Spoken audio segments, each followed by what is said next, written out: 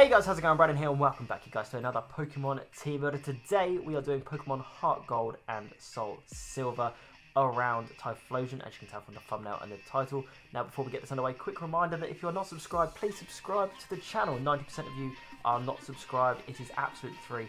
And remember to click that like button and turn notifications on. And also, another disclaimer, just say this is opinion based. Things about the team, if you want to change them, go ahead and do so. I'm just giving you guys a rough idea of what I think is good, what is fun, and something a bit different maybe. But yeah, take the Mons with a pinch of salt. Also remember our rules, they are down in the description of no stone evolutions for Heart Gold, Soul Silver, no trade evolutions, no version exclusives, and if a Mon of yours that isn't on this team, it may be on the Feraligatr or Meganium team as well. So check out those when they arrive, because it might be on there as well. But enough out of me for this intro. Let's get into that first team member. Now the first team member, you guys, is obviously going to be our Typhlosion. Really solid starter throughout this generation, probably the second best out of the three, so a nice middle ground. We've gone with a Flamethrower, Sunny Day, Focus Blast, Solar Beam set, so we're able to set up the sun to weaken those water type moves. Absolutely obliterate those water types, rock types with Solar Beam, Focus Blast or Focus Miss. They're just for a nice little bit of coverage in case you need it against normal types, but 9 times out of 10 you're going to be clicking that all-powerful 90 base power Flamethrower. Modest nature, of course, base 100 speed means it's more than enough speed to carry you through the game. Really nice stats across the board as well. Base 109 special attack with modest nature. This thing hits really hard and is very good. 78 HP is solid. Attack we're not worried about. 78 HP is fine, and really nice special defense at 85. Of course, it's going to be our starter. The alternatives that I've given you for this time around, and also a reminder that the alternatives do include trade evolution and stone evolutions and all that good stuff, just because it's different things for you guys to possibly use. Of course, Arcanine and Ninetales, the stables of fire types in-game, and Houndoom is also a possibility for you as well. Of course, the ability Blaze is just a standard across the fire type starters.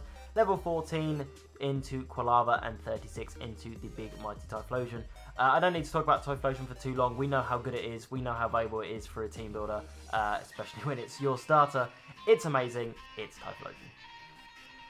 On to the second team member, you guys, and we have arguably one of the strongest in-game Pokemon, just period. We have Gyarados. Now the shiny one is on your screen because if you guys don't know and have been living under a rock, in Pokemon Heart Gold and Soul Silver, you can find a shiny Gyarados at the Lake of Rage. If you would like to use that said Gyarados, then by all means go ahead and do so.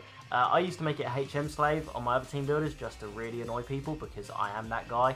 But I also can appreciate a very good Mon when I see it.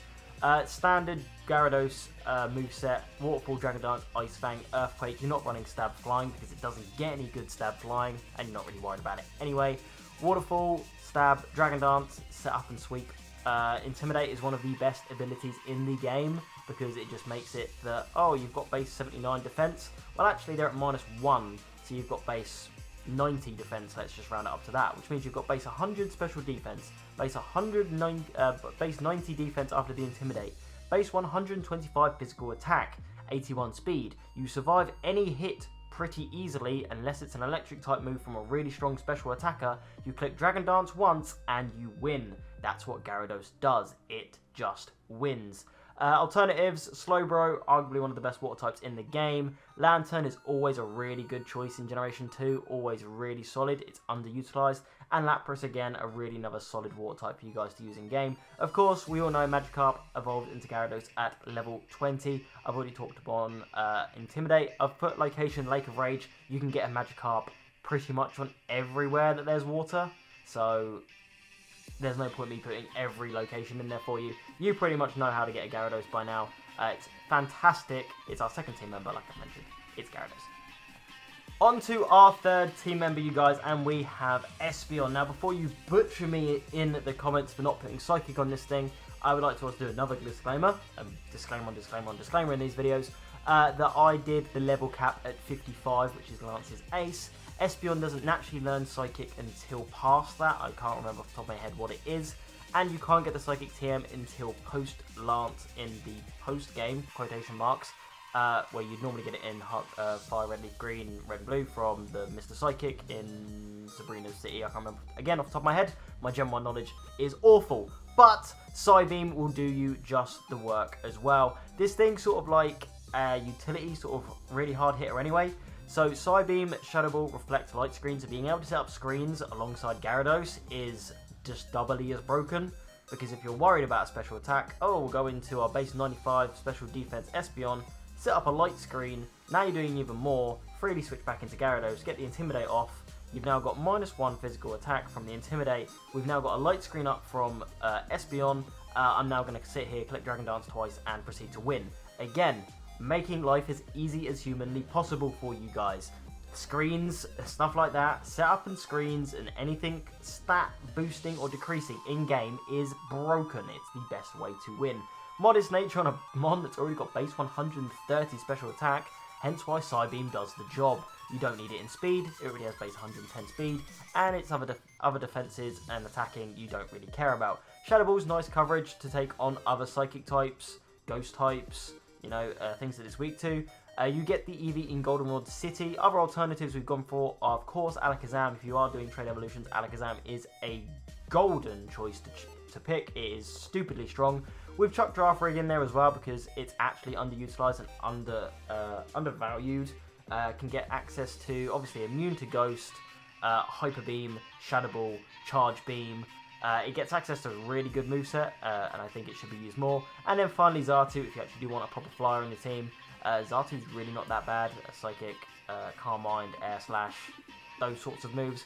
Synchronize is also really nice to stop things from clicking possible T-Wave or Toxic without it happening to them. Obviously it doesn't bounce back, it's not Magic Bounce, but it happens to them as well, which can be equally as good. Espeon's a really great mon. Just level it up with enough happiness during the daytime and you'll get yourself an Espeon. Make sure that the in-game time is not tonight, otherwise you'll get Umbreon, that one's trash. Yep, I said it. So yeah, don't use Espeon, don't use Umbreon, use Espeon, it's a lot better. So our third team member is Espeon. On to Pokemon number 4, you guys, and we have the mighty Mamoswine. Now, if I go back and look at my comments, because I look and I read every single one of the comments that you guys do leave me, one of the mons that was repeatedly brought up in the original Heart Gold Soul Silver Team Builders was all of you using Mamoswine, and I can see why. This thing's really, really good. The reason it's not as amazing as I believe it is, and don't get me wrong, it's really good, is its lack of move pole, but I don't necessarily think that's Mamoswine's fault in this case.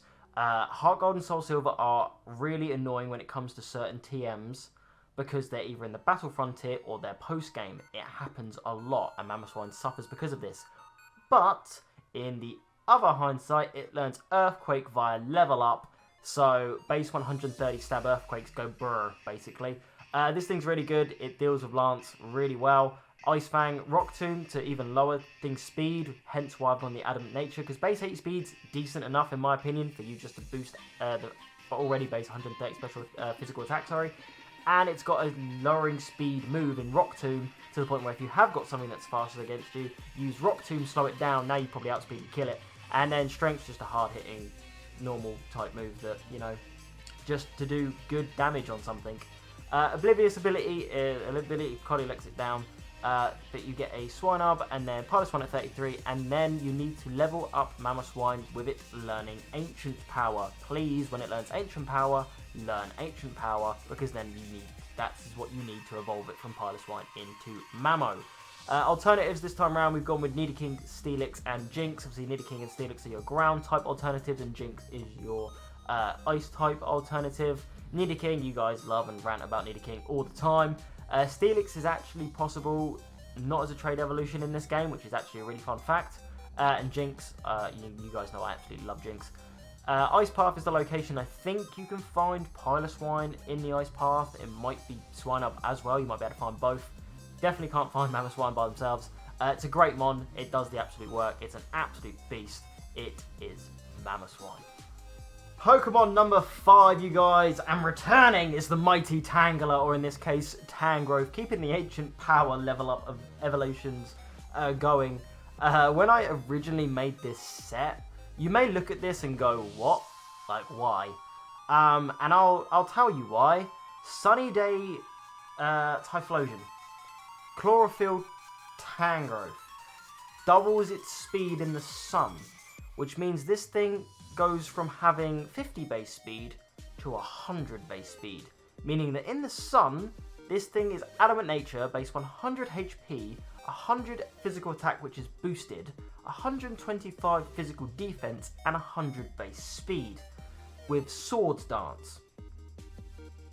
And then base 120, maybe not that high, physical stab power whip. Aerial Ace for good measure, because bug types.